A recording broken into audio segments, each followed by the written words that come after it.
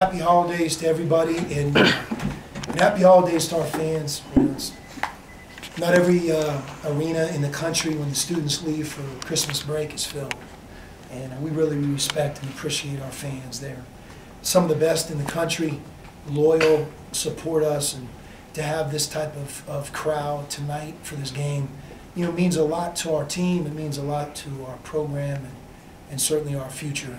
And, nobody thinks more highly, respects our fans more than me. And never will we take them for granted, because not many places are like Arizona on game night.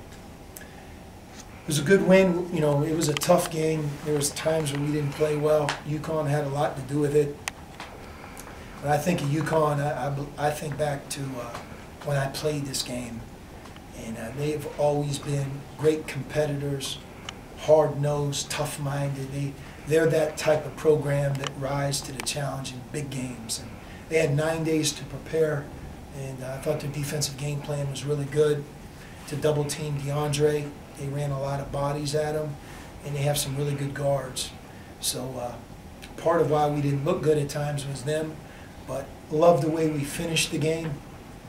I think on a 16-to-something run, and that's what you do when you're a good team. You just, especially at home, you find a way and you play your best at the end. And it's good to see our guys do that. We're so much more of a confident group and team than we used to be. And I believe that sometimes that's more important than anything. So our players, because we went to Spain, in the way the calendars worked, some of our guys haven't been home in a long, long time. No fall break, no break between summer school, no Thanksgiving break. Matter of fact, I don't even remember Thanksgiving for a lot of reasons. But it's going to be a break that everybody really needs, and to connect with their family and people that they care about, get away from basketball. And then when we come back, get ready for the Pac-12 season. So our guys have done a great job in the classroom. It's a resilient group, and I think that a lot of the things we've gone through could potentially bring out the best in our team down the road. And I'm looking forward to all of them enjoying the holidays in this break. Sean, you talked about hard-nosed, Big East-style basketball. Is that what kind of brought out toughness tonight in Doosan? I don't talk enough about Doosan. Sometimes your compliant family member or your compliant player, you don't need to give him any attention because he's always good. And that's really my fault, because when I think of the players that embody the qualities of a program that we want to have, I think of Doosan. I think of T.J. McConnell, those types of players. And there's a lot of them: Kyle Fogg, Kadeem Allen, Nick Johnson, Caleb Tarzewski. It's not just the younger players that have left to be in the NBA. They speak for themselves. But somebody like Doosan has outworked the competition. In 110-degree heat, he's run in the sand pit with our strength coach. He has worked, endless hours to make his body stronger and more explosive. And he's developed. There's not one member of our coaching staff, managers, players that would say anything other than Doosan is one of the hardest working players that we've ever had. And watching him in his senior year, when it comes together, that's what you want to happen for him. Tonight might have been one of his best games ever at Arizona. We needed him in the first half, we needed him late in the game, and he delivered. But he's really become a very, very good player. He rebounds better, he defends better, and obviously we all know he has an uncanny soft touch in the post. So I'm just thrilled for him that with all the sacrifice, that he can see the fruits of his labor. And he's a really important piece to our future. How much of a usual Alonzo did we get tonight? I'm sorry? How much of the usual with his knee did we see? He wasn't at 100%, but he wasn't at any further risk. He doesn't have anything tear or anything going on with his knee.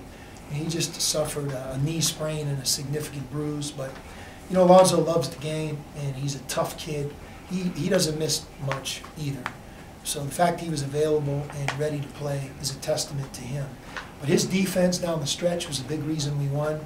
We switched him on Adams, and he rose to the challenge. Obviously made big shots, but he did a good job. What are you seeing out of Raleigh now? Another nice game, kind of quiet 20.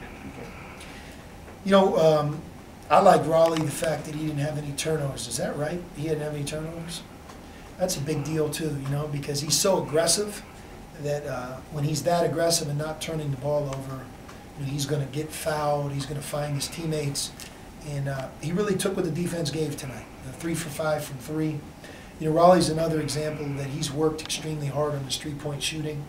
I think you guys know when he first came here, he was streaky at best, but he can really shoot the ball. When they went zone tonight, we answered the bell almost on every possession, and Alonzo and Raleigh were a big part of that. What do you think, he's 4 games back, but what do you think he's at comparatively, like percentage-wise, of the guy we can see eventually? I'd say about 80%. Not because of his health, but more because of his conditioning. He can really wear down during the course of the game. If you look at his minutes, you know, 31 minutes is a lot. So this next stretch, first of all, a break for him is good, but I think this next stretch he'll really settle into being the total player that we know he is. But you know, it's nice to have him back. He's impacted our success in a big way. The first few weeks when you had Raleigh last year, you got 3-4 charge calls just kind of by virtue of being a big guy, and then that kind of stopped. With DeAndre, how much does that happen with him getting fouls called in just by virtue of him being so big? He maybe had a couple tough calls go against him tonight, you know, but you know, his passing is very understated. He had 5 assists, but I'm not so sure that all 5 of his assists weren't threes, three-point shots. I mean, his value might have been 15 points right there. It's hard to double team him. Dusan benefits from that, and all of our perimeter players benefit from that. We had a couple shots that we missed that he passed out, but they threw everybody at him, the kitchen sink, you know, and I think at some point in the second half, he was almost apprehensive to even turn. And a couple times if he would have, he might have scored. But they were trapping him, and they did a good job. That was their game plan. They wanted somebody else to beat them, and that's what happened. A couple of our other guys did beat them, but it was because of DeAndre's unselfishness. What did you think of the aggressiveness tonight? The fact that there was some chippiness between both teams, but it didn't seem like but it seemed like there was some good fire on both sides tonight. You know, especially in that last game before the holiday break. Easy from the kind of be able to complacent. Obviously didn't seem to be tonight. What did you think of the way they played? Your team played tonight, and the fact they were obviously very into the game. There was a lot of energy out there. It's UConn, Arizona, ESPN. I mean, it's a big deal. One of the reasons that we decided to have this series is the history of UConn. I mean, they won it, I think, 4 times, right? I mean, Kevin Ollie, he's won the national championship.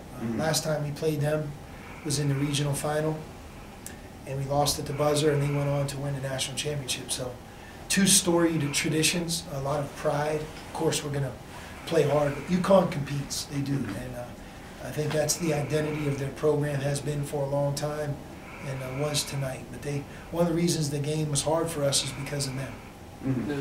The history, I mean, a lot of it's ancient history for the players, of course, but 5 times you guys have met, they've won all of them, including that 11 game, of course. Did that come up at all? Did you bring that up to the players, or was it not? I wasn't aware of that.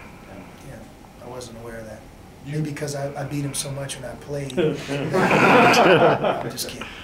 I'm in trouble with that one. You like the way you're shooting from beyond the arc? Yeah, we have to take good threes, but a lot of our three-point shots tonight came off of the inside catch, right, and then out. Those are high percentage shots. Early in the game, maybe we came out a couple times. You know, in the first 8 minutes with our team, it's important that we get the ball close to the basket. Fouls happen. You get to the other team's bench. We get to the bonus earlier, and that opens up a lot of things. You know, sometimes, you know, like any team, we're not perfect. We lose sight of that. But our 19 threes, you know, 13 or 14 of them were great-looking shots. Like I said, ball movement, DeAndre and Dusan, willing passers.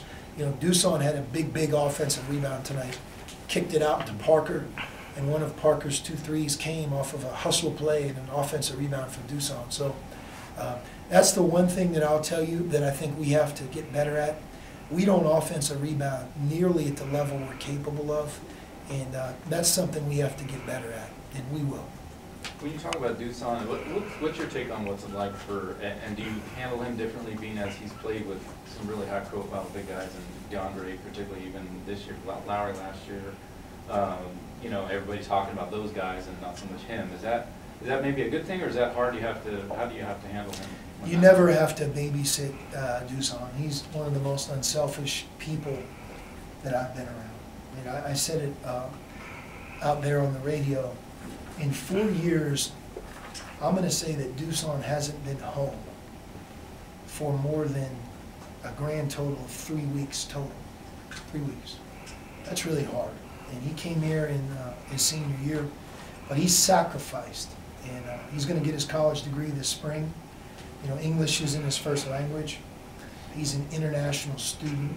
There's a number of things that make it, I don't want to say more difficult, but certainly challenging. He has to be here in person for almost every class that he takes, but he's a very good student. He's one of our team's hardest workers. He's one of the most popular players that we've had among his teammates because he just, he cares about the team. And, you know, I don't know if anybody mentioned it, but one of the things that happened when we lost our 3rd game in 3 days in the Bahamas is when I walked in the locker room after we lost to Purdue, Dusan was waiting on me. And he's usually just sitting. And he said, "Coach, I need to say a few things." And he did. And I'm not saying that's why. It wasn't like this great speech that turned things around.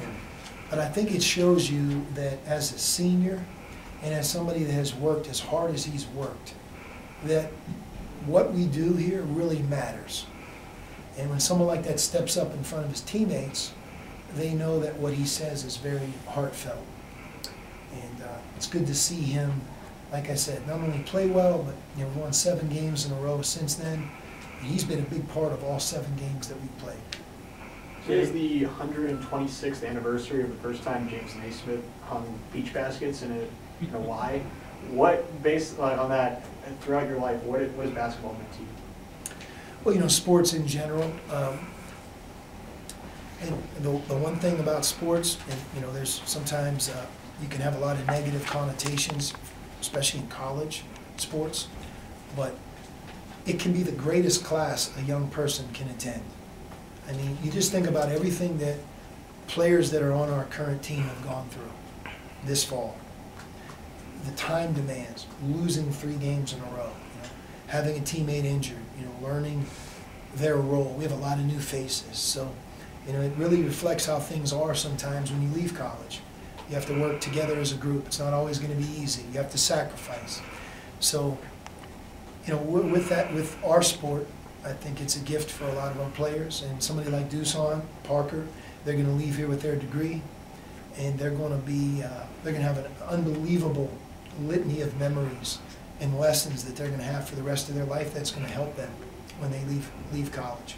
So it's not maybe basketball, but I think sports in general, what it means to people. And you know, somebody like myself who's been around the game for a long time, you know, you learn things through sports, not just did you win or did you lose.